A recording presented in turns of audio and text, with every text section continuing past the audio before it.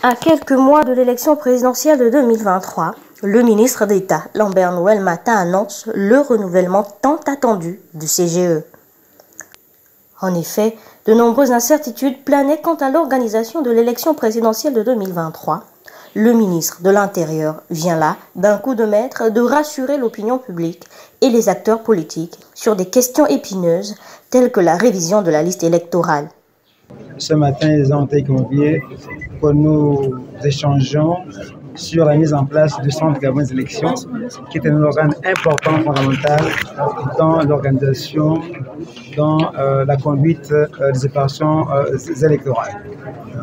Donc on retient que le CGE va être mis en place dans les tout prochains jours. Les partis politiques doivent communiquer au ministre de l'Intérieur la liste de leurs représentants pour deux commissions, deux organes, à savoir la commission ad hoc, 4 représentants de la majorité, 4 représentants de l'opposition. C'est cette commission ad hoc qui va examiner les candidatures pour les potentiels présidents. Ensuite, il y a le collège spécial, lui qui est chargé d'élire le président à raison de 5 membres de la majorité et 5 membres de l'opposition. Donc tout cela va se faire sous une dizaine de jours. On attend ce renouvellement depuis 2 ans, on ne va pas jouer les prolongations. Là, il y a une case de la Cour, mais au cas de la Cour ne concerne pas, nous devons de renouveler le bureau CGE dont le mandat est arrivé à expiration depuis plusieurs mois déjà. Au nombre des personnalités présentes à cette réunion convoquée par la tutelle, on compte le président du RAPID, convaincu par le discours du ministre de l'Intérieur, Makita Niembo Théophile, a salué l'effort du gouvernement d'avoir mis en place une subvention forfaitaire bien que acquise aux partis politiques légalisés. Les partis politiques se sont plaints auprès de la Cour constitutionnelle qui, elle, a fixé, ça fait 2 fois, un calendrier. Ceux qui s'attendaient à mieux se sont trompés.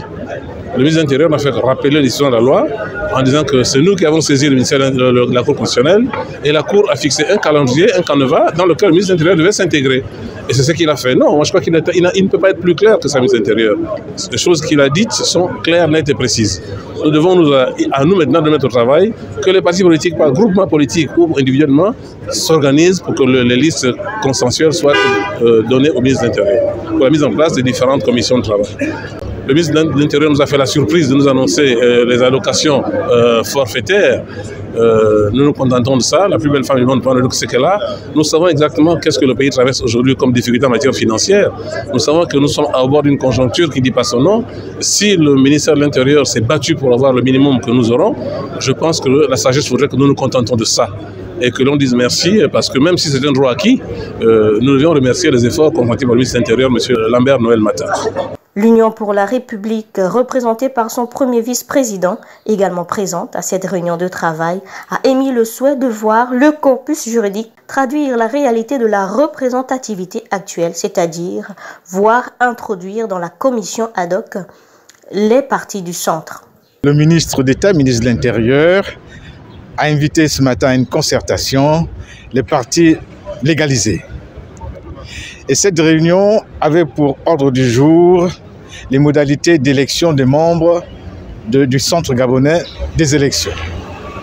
La réunion a permis au ministre de définir les modalités d'élection de ce bureau, en ce que les membres des partis politiques constitués doivent désigner 4 personnes par groupe, 4 pour la majorité, 4 pour l'opposition, à l'effet d'assister aussi bien à la commission ad hoc qui sera chargée des modalités des élections, aussi bien donc à cette commission ad hoc que des membres même, ceux qui vont faire partie du collège.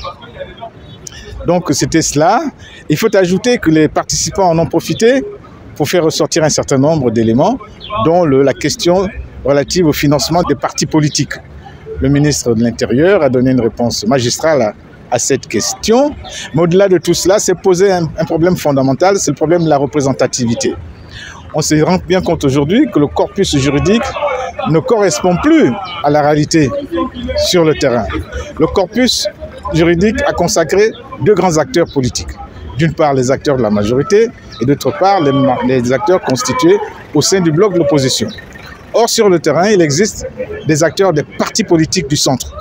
Donc, cela nécessite un toilettage des textes, lequel toilettage permettra de restituer la réalité sur le terrain, à savoir un groupe de l'opposition, un groupe de la majorité et puis un groupe des partis du centre. Et durant la concertation politique qui aura lieu dans les prochains jours, cette question-là sera au centre des débats parce que les partis du centre qui sont emmenés par l'Union pour la République, notre parti, ont bien l'intention d'être consacrés par le corpus. Rappelons que le ministre d'État, ministre de l'Intérieur, Lambert Noël Mata, a convié à cette réunion de concertation l'ensemble des partis politiques existants sur le territoire national.